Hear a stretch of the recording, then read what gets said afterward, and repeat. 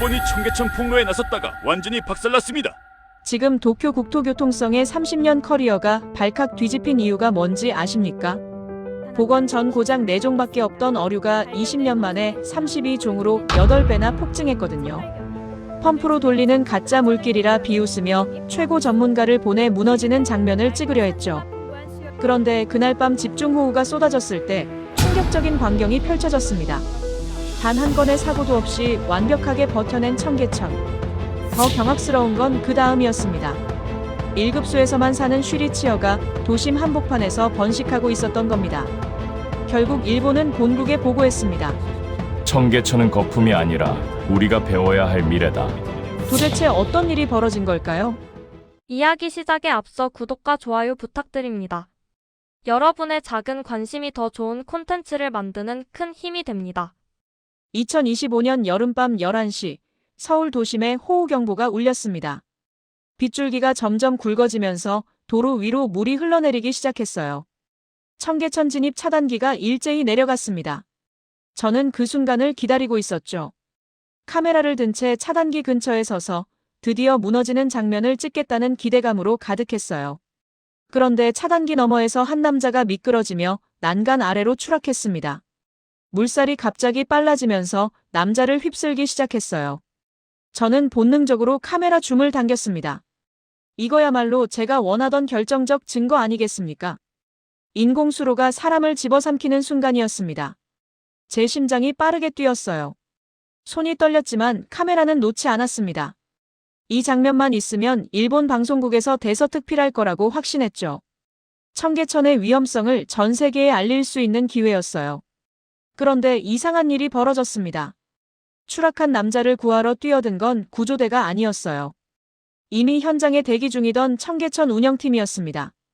형광조끼를 입은 사람들이 마치 리허설을 한 것처럼 정확하게 움직였어요. 한 명은 구명 로프를 던지고 다른 한 명은 물속으로 뛰어들었습니다. 세 번째 팀원은 즉시 상황실에 연락했죠. 정확히 3분이 걸렸습니다. 남자를 끌어올리는 데 걸린 시간이었어요. 물에 빠진 남자는 기침을 하면서도 의식이 있었습니다. 의료진이 즉시 투입됐고 담요로 남자를 감쌌죠. 저는 그 광경을 보면서 처음으로 당황했어요. 이건 제가 예상한 시나리오가 아니었거든요. 사고가 나면 혼란이 생기고 대응이 늦어지고 결국 인명피해로 이어질 거라고 확신했는데 눈앞의 현실은 완전히 달랐습니다. 카메라를 든 제 손이 미세하게 떨렸어요. 뭔가 잘못 짚었다는 불안감이 스멀스멀 올라왔습니다. 이 정도 준비 태세라면 제가 폭로하려던 내용이 무색해질 수도 있겠다는 생각이 들었죠. 저는 사토 료스케입니다. 일본 국토교통성 산하자문위원이에요. 올해 58이 됐습니다. 수변 도시계획 전문가로 30년 넘게 일해왔죠. 일본에서는 꽤 알려진 이름입니다. 하지만 저는 한국, 특히 청계천을 증오했어요. 그 증오는 단순한 감정이 아니라 뼈아픈 경험에서 비롯됐습니다. 제가 26이었을 때 일이에요. 도쿄 외곽 수변 정비 사업 현장에서 일하고 있었습니다. 안전하다던 산책로가 집중호우로 붕괴되는 사고를 목격했죠. 주민 한 분이 그 자리에서 크게 다쳤어요. 이른이 넘은 할아버지였습니다. 저는 그 현장에서 피 흘리는 노인을 보면서 확신했어요. 도시가 자연을 예쁘게 흉내내면 언젠가 반드시 사람을 잡아먹는다고요. 그날 밤 저는 병원 복도에 앉아 있었습니다. 손이 떨렸어요. 제가 설계에 참여한 구간이었거든요. 안전하다고 문제없다고 확신했던 구간이었습니다. 하지만 자연 앞에서 인간의 계산은 무용지물이었어요. 그 사건 이후 저는 도시 수변 사업에 대해 극도로 회의적인 시각을 갖게 됐습니다. 실용성 없는 미관 사업은 결국 재앙으로 돌아온다는 게 제 지론이 됐죠. 동료들은 제가 지나치게 비관적이라고 했어요. 하지만 저는 물러서지 않았습니다. 사람 목숨이 달린 문제였으니까요. 그리고 제가 중년이 되었을 무렵 일본의 도심 수변 사업은 예산만 먹는 쇼라는 혹독한 비판을 받았습니다. 책임선상에 제 이름이 올랐어요. 언론은 가차 없었습니다. 매일 아침 신문을 펼치면 비판 기사가 실렸어요. 그때마다 비교 대상은 늘 서울의 청계천이었습니다. 한국은 찬양받고 일본은 조롱받았죠. 청계천 복원 사업은 성공의 아이콘으로, 도쿄의 수변 사업은 실패의 표본으로 회자됐어요.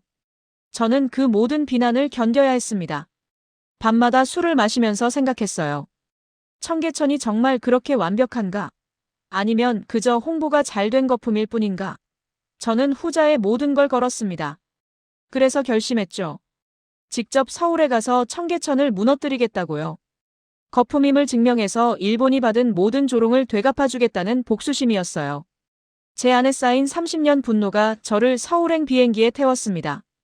카메라 가방을 메고 인천공항에 내렸을 때 저는 이미 승리를 확신하고 있었습니다. 제 머릿속에는 완벽한 시나리오가 그려져 있었어요. 청계천의 허점을 찾아내고 운영상의 문제점을 폭로하고 결정적 순간을 카메라에 담아 일본 방송에 내보내는 것. 그러면 한국의 자랑거리가 무너지고 일본이 받았던 조롱이 한국으로 향할 거라고 믿었죠. 제 명예도 회복될 거라고 생각했어요. 공항에서 택시를 타고 호텔로 가는 동안 저는 서울 거리를 유심히 관찰했습니다. 고층 빌딩들 사이로 보이는 청계천 표지판들이 눈에 띄었어요. 마치 도시의 자랑거리를 알리는 것처럼 말이죠. 저는 속으로 비웃었습니다. 그날 저녁 호텔방에서 자료를 정리하면서 과거를 떠올렸어요. 도쿄 사고 현장의 기억이 생생했습니다. 비가 쏟아지던 그날, 산책로 난간이 무너지는 소리가 아직도 귀에 쟁쟁합니다. 주민들의 비명소리, 구급차 사이렌, 그리고 제 무력함. 저는 그때 26이었어요. 젊고 자신감 넘치고 세상을 바꿀 수 있다고 믿었던 나이였죠. 하지만 그날 이후 모든 게 바뀌었습니다. 자신감은 두려움으로, 열정은 회의로 변했어요. 병원에서 다친 할아버지를 보러 갔을 때 그분의 가족들이 저를 보는 눈빛을 잊을 수가 없습니다. 원망이 아니라 실망이었어요. 믿었던 사람들에게 배신당했다는 그런 눈빛이었죠. 그 사고 이후 조사가 진행됐습니다. 설계상 문제는 없었다는 결론이 났어요. 예측 불가능한 집중호우가 원인이라고 했죠. 하지만 저는 알고 있었습니다. 설계할 때 최악의 상황을 고려하지 않았다는 것을요. 괜찮을 거라는 안일한 생각으로 진행했던 거예요. 그 안일함이 사람을 다치게 했습니다. 저는 그때부터 도시 수변 사업에 대한 불신이 생겼어요. 아무리 아름답게 만들어도 자연재해 앞에서는 무용지물이라고 확신했죠. 동료들은 제게 너무 비관적이라고 했습니다. 하지만 저는 물러서지 않았어요. 사람 목숨보다 중요한 게 어디 있습니까? 세월이 흘러 제가 40이 되었을 때 일본 정부는 대대적인 도심 수변 정비 사업을 발표했습니다. 저는 강력히 반대했어요. 예산 낭비라고 위험하다고 주장했죠. 하지만 제 목소리는 묻혔습니다. 사업은 진행됐고 저는 어쩔 수 없이 자문 역할을 맡았어요. 그리고 몇 년 후 제 우려는 현실이 됐습니다. 사업은 예산을 초과했고 유지보수 비용은 천문학적으로 늘어났죠. 실질적인 효과는 미미했어요. 언론이 들고 일어났습니다. 예산만 먹는 쇼라는 비판이 쏟아졌죠. 그리고 늘 비교 대상은 서울의 청계천이었습니다. 신문 기사마다 청계천 사진이 실렸어요. 깨끗한 물이 흐르고 사람들이 산책하고 새들이 날아다니는 모습이었죠. 그 옆에는 일본의 실패한 수변 사업 사진이 나란히 실렸습니다. 한국은 성공했고 일본은 실패했다는 식의 구도였어요. 저는 그때마다 치를 떨었습니다. 청계천이 정말 성공작일까? 아니면 언론이 과장한 거품일 뿐일까? 저는 후자라고 확신했어요. 펌프로 물을 돌리는 인공수로일 뿐이라고 생각했죠. 진짜 자연이 아니라 전시용 쇼라고 믿었습니다. 그 믿음은 점점 확신으로 굳어졌어요. 회사 동료들이 청계천 견학을 제안했을 때 저는 거절했습니다. 볼 가치가 없다고 생각했거든요. 하지만 상부의 압력이 거세졌어요. 직접 가서 확인하고 보고서를 작성하라는 지시였죠. 저는 그때 계획을 세웠습니다. 그냥 보고만 하는 게 아니라 청계천의 문제점을 낱낱이 파헤치겠다고요. 허점을 찾아내서 거품임을 증명하겠다고 다짐했어요. 제 명예를 회복할 기회라고 생각했습니다. 30년 동안 쌓인 원한을 풀 수 있는 기회였죠. 저는 카메라와 측정 장비를 챙겼어요. 물의 온도, 수질, 유속, 모든 걸 측정해서 인공성을 입증할 생각이었습니다. 서울행 비행기표를 끊으면서 저는 흥분했어요. 드디어 한국의 거짓을 폭로할 수 있다는 기대감이었습니다. 기내에서 청계천 관련 자료를 다시 읽었어요. 복원 과정, 설계 개념, 운영 방식, 모든 걸 꼼꼼히 체크했죠. 제 눈에는 문제점만 보였습니다. 펌프 의존도가 높다. 생태계가 인공적이다. 홍수 위험이 있다. 온갖 약점이 눈에 들어왔어요. 저는 노트에 질문 목록을 작성했습니다. 현장에서 운영팀에게 따져 물을 질문드렸죠. 하나하나 반박할 수 없게 만들 계획이었어요. 비행기가 인천공항에 착륙할 때 저는 이미 승리를 확신하고 있었습니다. 청계천은 곧 무너질 거라고, 제 손에 의해 폭로될 거라고 믿었죠. 서울에서 저를 맞이한 인물은 서울 하천 운영 엔지니어 윤하린이었습니다. 36살의 여성 엔지니어였죠. 첫 만남은 청계천 관리사무소에서 이루어졌어요. 하린은 정중하게 인사했지만 저는 예의를 차릴 생각이 없었습니다. 바로 공격부터 들어갔죠. 펌프 멈추면 끝 아닌가요? 제 첫 질문은 날카로웠습니다. 하린은 잠시 저를 바라보더니 차분하게 대답했어요. 그렇게 단순하지 않습니다. 보여드리죠. 저는 비웃었습니다. 변명을 늘어놓을 거라고 생각했거든요. 전기 끊기면 생태도 끝이잖아요. 결국 인공수족관 아닙니까? 하린은 여전히 침착했어요. 직접 보시면 이해하실 겁니다. 저는 계속 압박했습니다. 홍수 오면 책임질 수 있어요? 사람 다치면 누가 책임지죠? 하린은 변명하지 않았어요.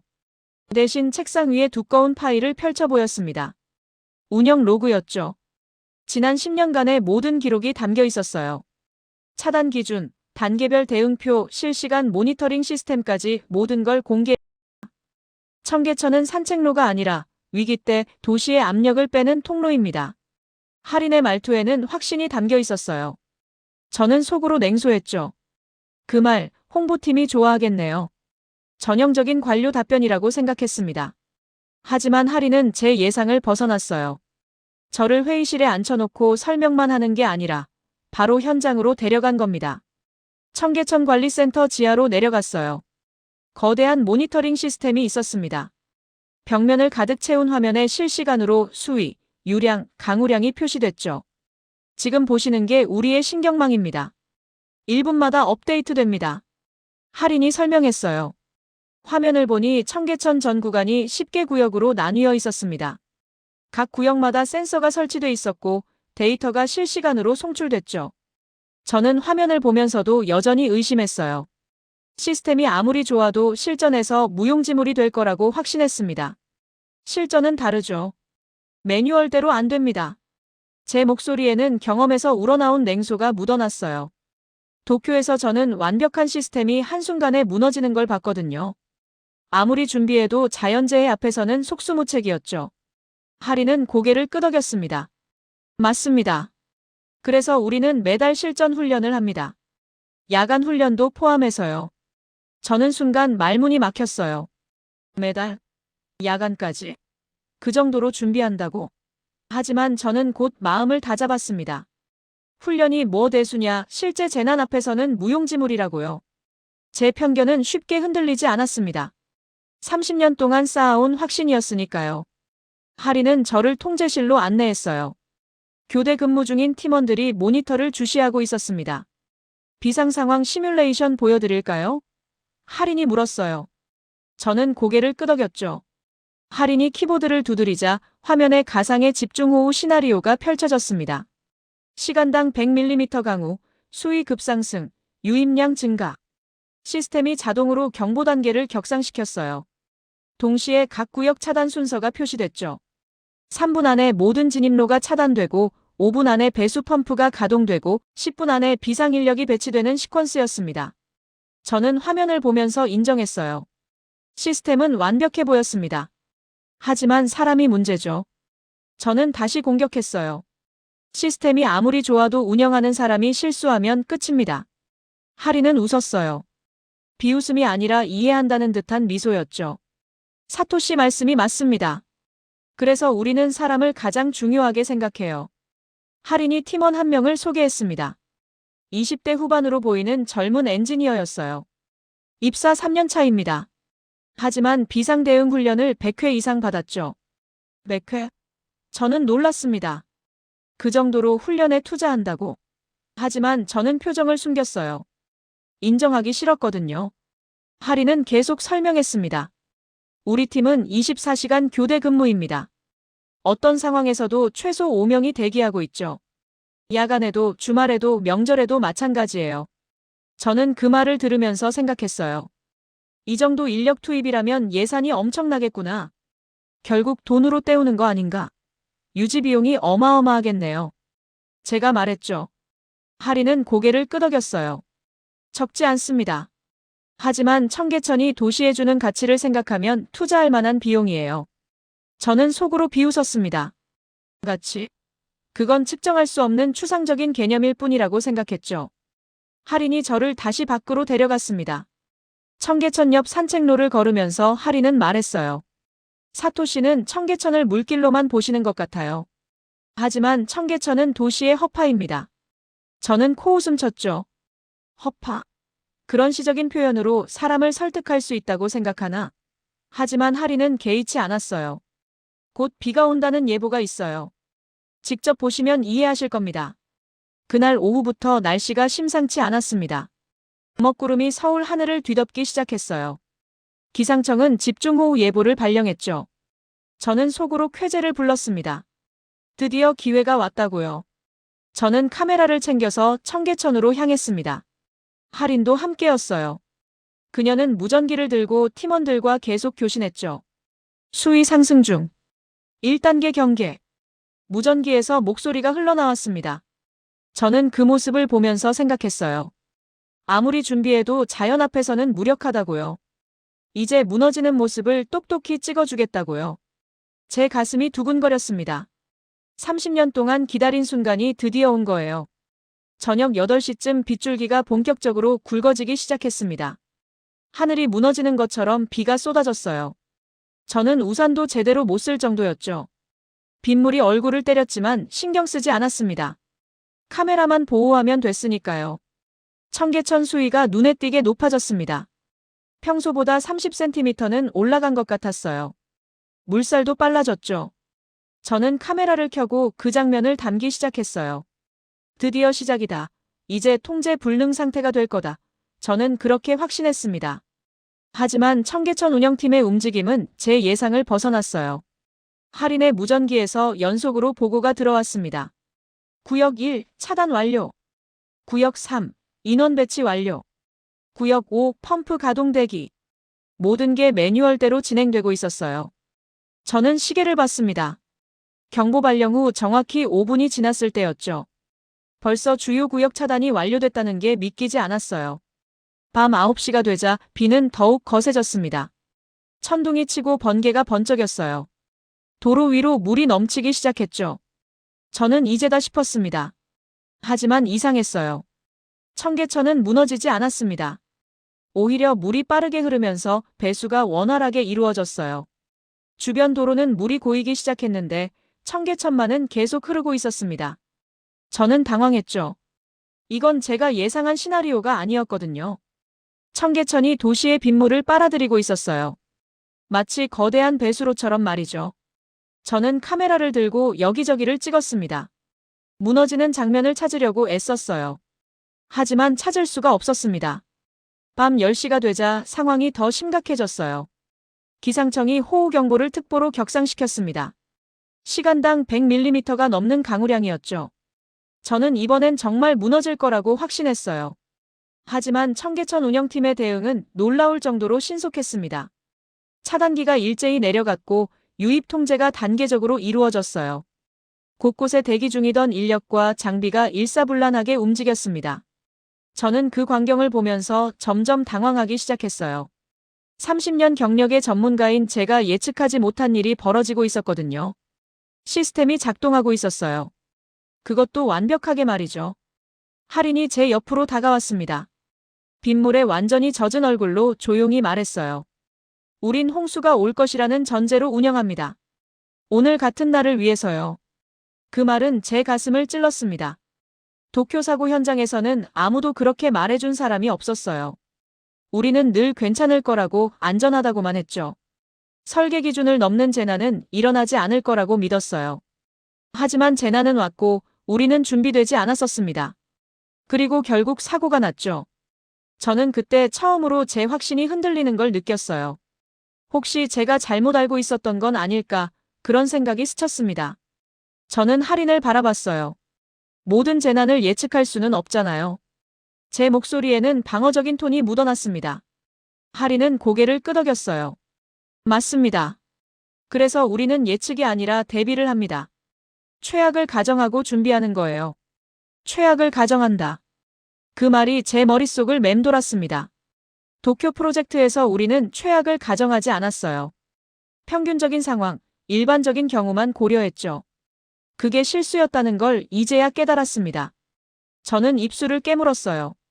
인정하기 싫었지만 부정할 수도 없었습니다. 밤새도록 위험한 순간이 몇 번이나 지나갔습니다. 자정 무렵 수위가 위험 수준에 근접했어요. 경보음이 울렸고 모든 팀원이 긴장했습니다. 저는 카메라를 들었어요. 드디어 무너지는 순간을 찍을 수 있겠다고 생각했죠. 하지만 운영팀은 침착했습니다. 배수 펌프가 추가로 가동됐고 상류 유입량이 조절됐어요. 10분 만에 수위가 안정됐습니다. 저는 믿을 수가 없었어요. 새벽 1시쯤 또 다른 위기가 왔습니다. 일부 구간에서 낙엽과 쓰레기가 배수구를 막았어요.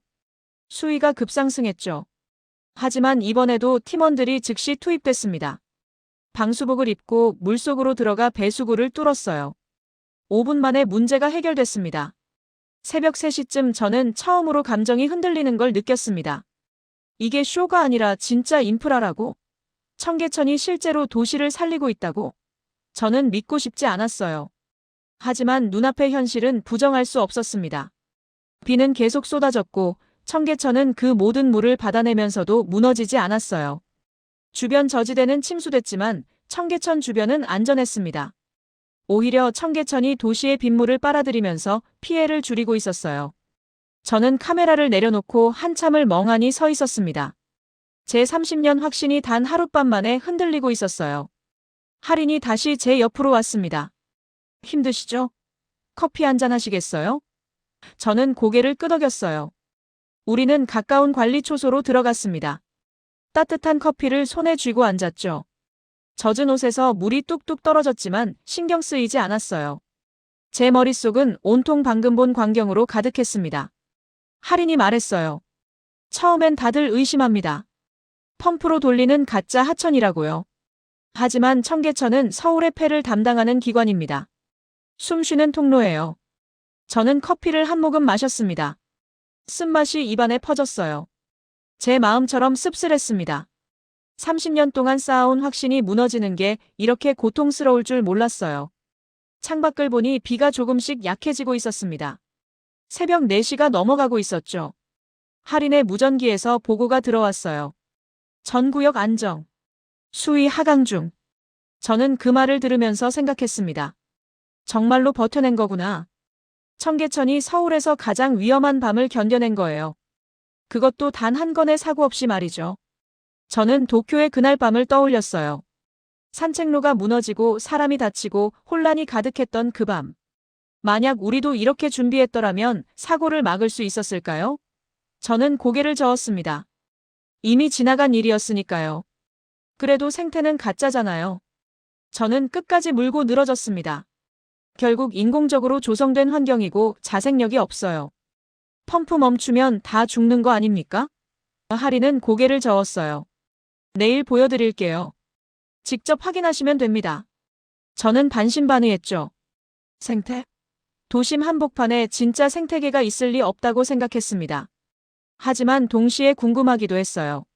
할인이 그렇게 자신있게 말하는 이유가 뭘까? 혹시 정말로 제가 모르는 무언가가 있는 건 아닐까? 그런 의문이 들었습니다. 새벽 5시쯤 비가 완전히 그쳤어요. 저는 초소를 나와 청계천을 바라봤습니다. 물은 여전히 빠르게 흘렀지만 수위는 안정적이었어요. 곳곳에서 팀원들이 점검 작업을 하고 있었습니다. 낙엽을 치우고 배수구를 확인하고 안전 펜스를 점검했죠. 저는 그 모습을 보면서 감탄했어요. 밤새 비상근무를 했는데도 지친 기색이 없었습니다. 오히려 안도하는 표정이었죠. 매번 이렇게 하나요? 제가 할인에게 물었어요. 할인은 미소 지었습니다. 큰 비 올 때마다요. 1년에 서너 번 정도 되죠. 1년에 서너 번. 그 말은 이들이 1년에 최소 서너 번은 이런 비상 상황을 겪는다는 뜻이었어요. 그리고 매번 성공적으로 대응한다는 의미였죠. 저는 호텔로 돌아갔습니다. 샤워를 하고 침대에 누웠지만 잠이 오지 않았어요.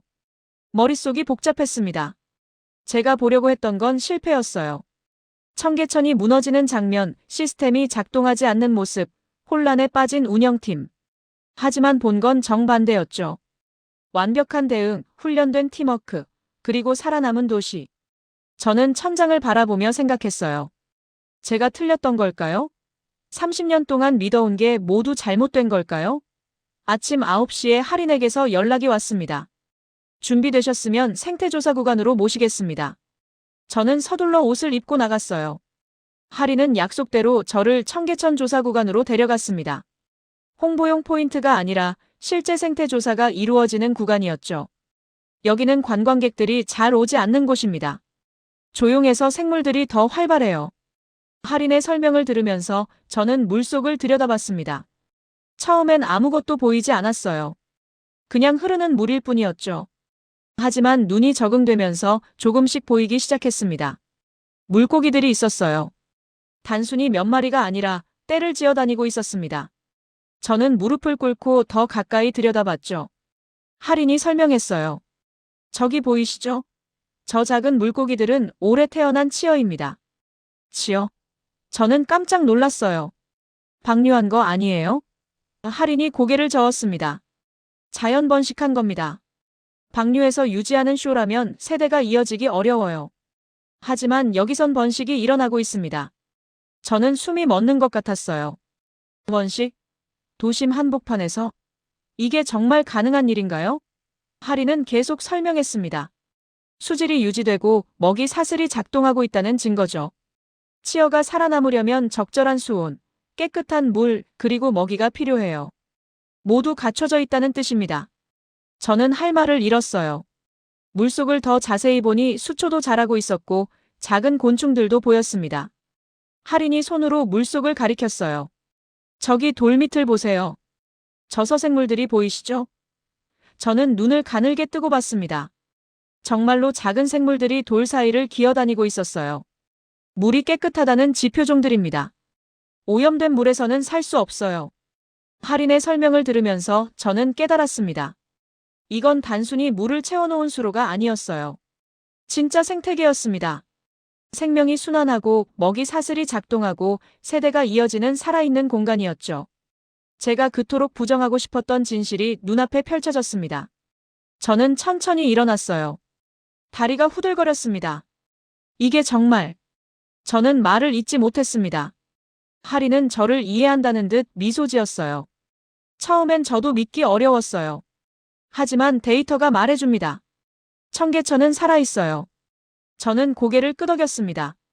인정하기 싫었지만 부정할 수도 없었어요. 할인이 태블릿을 꺼냈습니다. 생태조사 데이터 보시겠어요? 저는 고개를 끄덕였죠. 화면에는 지난 10년간의 생물종 변화 그래프가 나왔어요. 초기에는 종수가 적었습니다. 하지만 해마다 증가했죠. 물고기, 조류, 곤충, 식물. 모든 분류군에서 종 다양성이 늘어났어요. 처음엔 15종이었어요. 지금은 60종이 넘습니다. 할인의 설명에 저는 놀랐습니다. 60종. 도심 한복판에서? 저는 데이터를 자세히 봤어요. 조작된 것 같지 않았습니다. 조사 방법도 명시돼 있었고 연구기관 이름도 적혀 있었죠. 독립적인 연구기관에서 조사한 겁니까? 제가 물었어요. 할인이 고개를 끄덕였습니다. 네, 서울대학교 환경대학원에서 매년 조사해요.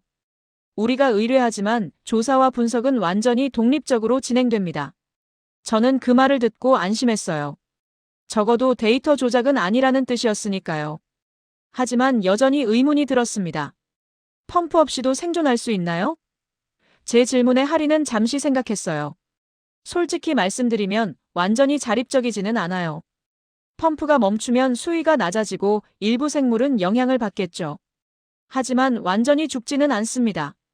할인의 대답은 정직했어요. 과장하지 않았죠. 지하수 유입도 있고 빗물도 모이니까 완전히 마르지는 않아요. 다만 수질과 수량이 불안정해질 수 있죠. 저는 고개를 끄덕였습니다. 적어도 거짓말은 하지 않는다는 걸 알았어요. 그럼 결국 인공생태계네요. 제가 말했죠. 할인은 미소 지었습니다. 맞아요. 하지만 인공이라고 가치가 없는 건 아니에요. 도시에 사는 사람들에게는 이게 유일한 자연이니까요. 그 말이 제 가슴을 찔렀습니다. 도시에 사는 사람들에게는 이게 유일한 자연. 저는 도쿄를 떠올렸어요. 콘크리트로 가득한 도시, 자연을 찾으려면 교외로 나가야 하는 곳. 하지만 서울 사람들은 도심 한복판에서 자연을 만날 수 있었어요. 완벽한 자연은 아니지만 그래도 살아있는 생명을 볼 수 있었죠. 저는 주변을 둘러봤습니다. 오리들이 여유롭게 헤엄치고 참새들이 나뭇가지에 앉아 지저귀고 사람들이 벤치에 앉아 쉬고 있었어요. 이 모든 게 공존하고 있었습니다. 인공적이지만 그래도 살아있는 공간이었죠. 우리는 다시 걷기 시작했습니다. 출근 시간이라 도심은 매연과 열기로 가득했어요. 저는 생각했죠. 여기서 야생이 버틸 리 없다고요. 도시의 오염은 생태계를 파괴한다는 게 제 지론이었으니까요. 여기 온도 느껴지세요? 할인이 물었습니다. 저는 고개를 끄덕였어요. 뜨겁죠. 한여름 도쿄만큼이나 덥습니다. 저는 이마에 땀을 닦았어요. 정말 더웠습니다. 아스팔트에서 올라오는 열기가 숨을 막히게 했죠. 할인이 말했어요. 그럼 이제 청계천으로 내려가 보시죠. 우리는 계단을 내려갔습니다. 계단을 내려가자마자 느낌이 달라졌습니다. 온도가 확연히 낮았어요. 적어도 4, 5도는 낮은 것 같았습니다. 그리고 바람이 불었어요. 도로 위에서는 느낄 수 없던 시원한 바람이었죠. 저는 깜짝 놀랐습니다. 이게 할인이 설명했어요. 물길이 생기면 바람길이 생깁니다. 기온 차이로 인한 대류 현상이죠. 청계천은 서울이 숨쉬는 통로예요. 저는 그제야 이해했습니다. 청계천은 단순히 물만 흐르는 게 아니었어요. 공기를 순환시키고 온도를 조절하고 도시 전체의 미기후를 바꾸는 구조물이었습니다. 저는 눈을 감고 바람을 느꼈어요. 시원한 바람이 얼굴을 스쳤습니다. 물소리가 들렸고 새소리도 들렸어요. 도심 한복판인데 마치 교회에 온 것 같은 느낌이었습니다. 저는 눈을 뜨고 주변을 둘러봤어요. 출근하는 사람들이 청계천을 따라 걸으며 잠시 쉬어가고 있었습니다. 커피를 마시며 물을 바라보는 사람, 벤치에 앉아 책을 읽는 사람, 조깅하는 사람. 모두 이 공간을 자연스럽게 이용하고 있었죠. 할인이 말했어요. 청계천이 없었다면 이 사람들은 어디서 쉬었을까요? 저는 대답할 수 없었습니다. 도쿄에는 이런 공간이 없었으니까요. 저는 한참을 서서 바람을 느꼈어요. 도쿄에도 수변 공간이 있습니다. 하지만 이런 효과는 없었죠. 왜일까요? 저는 머릿속으로 계산하기 시작했습니다. 청계천의 구조, 주변 건물과의 거리, 물의 온도, 유속. 모든 게 계산된 설계였어요. 이건 우연이 아니었습니다. 철저한 과학적 설계의 결과였죠. 물의 증발이 주변 온도를 낮추고 온도 차이가 바람을 만들고 바람이 대기를 순환시키는 구조. 저는 입술을 깨물었습니다. 제가 무시했던 게 이거였구나. 도시를 살리는 방식 자체가 달랐던 거구나. 그런 깨달음이 왔어요. 청계천은 단순한 복원 사업이 아니었습니다. 도시 전체를 재설계한 프로젝트였어요. 사토시. 할인이 저를 불렀습니다. 점심시간이 되면 이곳에 사람들이 많이 와요. 보시면 아실 겁니다. 저는 고개를 끄덕였어요. 점심시간까지 2시간 정도 남았습니다. 우리는 근처 카페에 앉아서 기다렸죠. 저는 커피를 마시면서 계속 생각했어요. 지금까지 본 것들이 진짜일까? 혹시 제가 속고 있는 건 아닐까? 하지만 데이터와 현장은 거짓말하지 않았습니다. 청계천은 제 예상을 완전히 벗어나 있었어요. 살아있는 생태계, 도시를 식히는 바람길, 그리고 완벽한 홍수 대응. 모든 게 제 확신을 무너뜨리고 있었습니다. 저는 창밖을 바라봤어요. 사람들이 청계천을 따라 걷고 있었습니다. 정오가 되자 인파가 몰려들기 시작했습니다. 직장인들이 도시락을 들고 청계천으로 내려왔어요. 저는 확신했죠. 인간이 결국 망친다고요. 사람이 많아지면 생태계는 교란되고 야생은 사라진다는 게 제 지론이었으니까요. 저는 카메라를 들고 그 증거를 찾기 시작했습니다. 사람들이 새를 쫓아내거나 시끄럽게 떠들거나 쓰레기를 버리는 장면을 담으려고 했죠. 하지만 놀라운 일이 벌어졌습니다. 새들이 놀라지 않았어요. 오리들은 사람들 근처에서 여유롭게 헤엄쳤고 참새들은 나뭇가지에 앉아서 지저귀고 있었습니다. 비둘기들도 사람들 사이를 자연스럽게 걸어 다녔죠. 사람들도 이상했어요. 소리를 낮췄습니다. 누가 시킨 것도 아닌데 자연스럽게 목소리를 줄였어요. 전화 통화하는 사람도 작은 목소리로 이야기했죠. 아이들이 오리를 보려고 다가가면 부모들이 조용히 말했습니다. 멀리서 봐야 해. 놀라면 안 돼.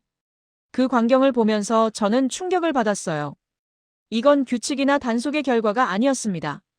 자발적인 배려였죠. 사람들은 이 공간이 자연과 공유하는 곳이라는 걸 알고 있었어요. 그래서 조용히 했고 쓰레기도 버리지 않았고 새들을 존중했습니다. 저는 카메라를 내려놓았어요. 찍을 게 없었습니다. 한 노신사가 벤치에 앉아서 도시락을 먹고 있었어요. 저와 비슷한 연배로 보였습니다.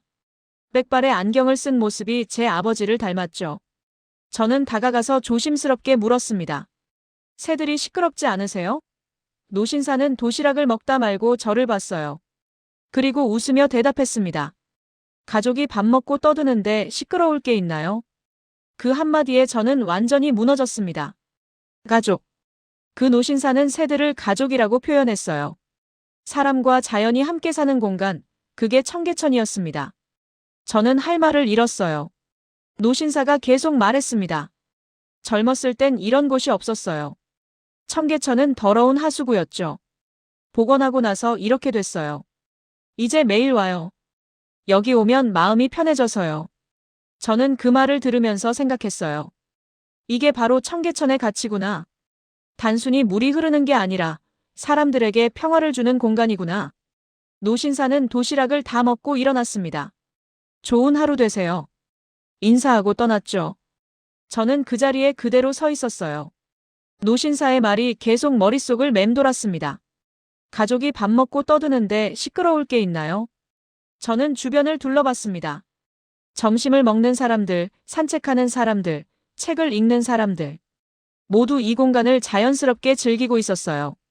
그리고 놀라운 건 아무도 자연을 훼손하지 않았다는 겁니다. 쓰레기는 쓰레기통에 버렸고 새들에게 함부로 다가가지 않았고 큰 소리로 떠들지 않았어요. 이건 단속의 결과가 아니었습니다. 교육의 결과도 아니었죠. 그냥 자연스러운 문화였어요. 사람들은 이 공간을 사랑했고 그래서 지켰습니다. 저는 카메라를 완전히 내려놓았어요. 더 이상 찍을 게 없었습니다. 아니, 찍고 싶지 않았어요. 제가 비웃으려 했던 건 펌프가 아니었습니다. 시스템도 아니었어요. 공존을 유지하는 문화였습니다. 사람들이 자연을 존중하고 자연도 사람을 받아들이는 그 관계였죠. 도쿄에는 없던 것이었어요. 우리는 자연을 관리의 대상으로만 봤습니다. 통제하고 정리하고 깨끗하게 유지하는 것. 하지만 공존은 생각하지 못했어요. 자연과 사람을 분리했죠. 공원은 공원, 도시는 도시. 하지만 서울은 달랐습니다. 도시 한복판에 자연이 있었고 사람들이 그 자연과 함께 살았어요. 저는 벤치에 앉았습니다. 다리에 힘이 풀렸어요. 할인이 제 옆에 앉았습니다. 이해하셨나요? 저는 고개를 끄덕였어요. 완전히요. 할인은 미소 지었습니다. 사토시가 처음은 아니에요. 많은 전문가들이 와서 의심하고 확인하고 결국 인정하고 가죠. 저는 쓴웃음을 지었습니다. 저만 고집이 센 게 아니었군요. 할인이 말했어요. 고집이 아니라 신중함이에요. 전문가라면 당연히 의심해야죠. 하지만 진실을 마주할 용기도 필요해요. 진실을 마주할 용기. 그 말이 제 가슴을 찔렀습니다. 저는 진실을 두려워하고 있었어요. 제 확신이 틀렸다는 걸 인정하기 싫었죠. 저는 할인을 바라봤습니다. 인정하는 건가요? 할인이 물었어요. 저는 천천히 고개를 끄덕였습니다. 졌습니다. 완전히 졌어요. 할인은 웃지 않았어요. 대신 진지하게 말했습니다. 이긴 게 아닙니다. 우리도 많이 배웠어요. 실패도 했고 시행착오도 겪었습니다. 지금도 완벽하지 않아요. 하지만 포기하지 않았죠. 그 말이 제 가슴에 와닿았습니다. 포기하지 않았다. 저는 도쿄에서 포기했어요. 한 번의 실패로 모든 걸 부정했죠. 하지만 서울은 달랐습니다. 실패를 인정하고 배우고 계속 나아갔어요. 그 차이가 지금의 청계천을 만든 겁니다. 저는 서울에서 일주일을 더 머물렀습니다. 청계천의 모든 구간을 걸었고 운영팀과 많은 이야기를 나눴어요. 밤에는 야간 점검에 동행했고 새벽에는 수질 측정을 함께했죠. 제가 가져온 카메라에는 폭로 영상 대신 배움의 기록이 담겼습니다. 홍수 대응 시스템, 생태 보전 노력, 시민들의 자발적 참여. 모든 게 기록됐어요. 마지막 날 할인이 물었습니다. 보고서에 뭐라고 쓰실 건가요? 저는 잠시 생각했어요. 진실을 쓸 겁니다. 제가 틀렸다고 배웠다고요. 할인은 미소 지었습니다. 용기 있는 결정이네요. 도쿄로 돌아가는 비행기 안에서 저는 보고서를 쓰기 시작했어요. 상부는 청계천이 위험하다는 보고서를 원했습니다. 하지만 저는 거부했죠. 진실을 왜곡할 수 없었어요. 노트북을 열고 첫 문장을 썼습니다. 우리가 무시한 건 물길이 아니라 도시를 살리는 방식이었다. 그리고 청계천의 시스템을 상세히 기록했어요. 홍수 대응 체계, 생태계 복원 과정, 미기후 조절 효과, 그리고 가장 중요한 시민 문화. 모든 걸 솔직하게 썼습니다. 일본이 배워야 할 점들도 명확히 적었어요. 우리의 실패를 인정하고 한국의 성공을 배우자고 주장했죠. 보고서를 제출하자 상부는 난색을 표했어요. 이건 우리가 원한 내용이 아닙니다. 부서장이 말했죠. 저는 물러서지 않았습니다. 하지만 진실입니다. 청계천은 우리가 비웃을 대상이 아니라 배워야 할 모델입니다. 회의실이 조용해졌어요. 동료들이 저를 바라봤습니다. 저는 30년 경력을 걸고 주장했어요. 제 명예를 걸겠습니다. 이 보고서가 틀렸다면 사직하겠습니다. 그 말에 부서장이 한숨을 쉬었습니다. 알겠습니다. 공개하죠. 보고서는 결국 공개됐고 일본 언론의 주목을 받았습니다.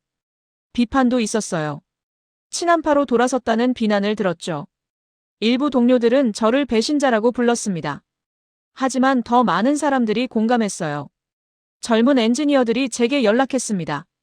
용기 있는 보고서 감사합니다. 우리도 배우고 싶습니다. 대학 교수들도 관심을 보였죠. 청계천 견학 프로그램을 만들고 싶습니다. 변화가 시작됐어요. 몇 달 후 도쿄시정부가 청계천을 벤치마킹하는 프로젝트를 발표했습니다. 저는 자문위원으로 참여했어요. 이번엔 무너뜨리려는 게 아니라 배우려는 자세로 임했죠. 프로젝트 첫 회의에서 저는 말했습니다. 우리가 실패한 이유는 자연을 통제하려 했기 때문입니다. 하지만 청계천은 자연과 공존하는 방법을 보여줬어요. 젊은 엔지니어가 손을 들었습니다. 구체적으로 뭘 배워야 할까요? 저는 서울에서 찍은 사진들을 보여줬어요. 시스템도 중요하지만 가장 중요한 건 문화입니다. 사람들이 자연을 존중하는 문화요. 회의실이 조용해졌습니다. 모두 화면을 주시했어요. 새들과 사람들이 함께 있는 사진, 점심시간 청계천의 평화로운 풍경, 그리고 노신사의 미소. 지금 저는 가끔 서울을 방문합니다. 할인과는 좋은 동료가 됐어요. 이메일로 의견을 나누고 프로젝트 진행 상황을 공유하죠. 지난주에도 서울에 갔었습니다. 청계천을 걸으면서 저는 생각했어요. 편견이 얼마나 무서운지, 그리고 진실을 마주하는 용기가 얼마나 중요한지요. 제 30년 확신은 무너졌지만 그 자리에 더 나은 배움이 들어왔습니다. 청계천은 제게 패배를 안겼지만 동시에 새로운 시작을 선물했어요. 오리들이 여유롭게 헤엄치고 사람들이 평화롭게 쉬는 모습을 보면서 저는 확신합니다. 도시와 자연이 공존하는 게 불가능한 꿈이 아니라는 것을요. 도쿄 프로젝트는 아직 진행 중입니다. 완성까지는 5년이 더 걸릴 거예요. 하지만 저는 희망적입니다. 청계천에서 배운 걸 적용하고 있으니까요. 시스템만이 아니라 문화도 만들어가고 있어요. 시민 참여 프로그램, 생태 교육, 자원봉사 활동. 모든 걸 준비하고 있습니다. 언젠가 도쿄에도 청계천 같은 공간이 생길 거예요. 그때 저는 할인에게 연락할 겁니다. 당신이 옳았어요. 고맙습니다라고 말이죠. 그리고 함께 도쿄의 새로운 물길을 걸을 겁니다. 그날을 상상하면 가슴이 뜁니다.